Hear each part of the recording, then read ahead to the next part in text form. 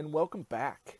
In this video, we will provide instruction on how to install the ProCharge desktop application seen here.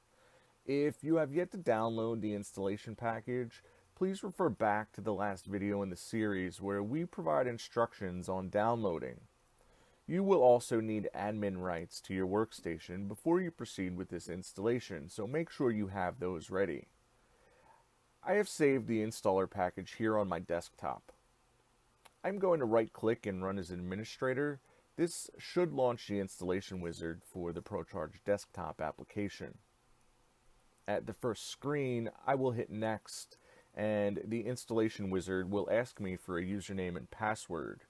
If you do not have these credentials, take a look through your email for a message from filebuild@electronicpayments.com.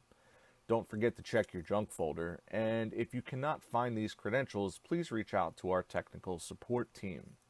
Upon entry, select Login and hit OK to confirm, and choose Next to move forward. Leaving the installation location as defaulted, hit Next and make a choice on Desktop shortcut and hit Next. Clicking Install will begin the installation. You could repeat this process on all of your workstations, or wherever you would like to install the ProCharge desktop application using the same credentials.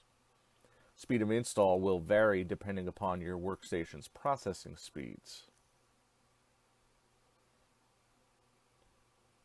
The installation should complete, and you will have the option to either launch ProCharge desktop or deselect the option to do so and select Finish to close the installation wizard. If you find that you need help with these steps or have questions, feel free to reach out to our technical support department, and make sure to watch the next video in this series where we will provide instruction on how to pair your payment device with your workstation. Thanks for watching.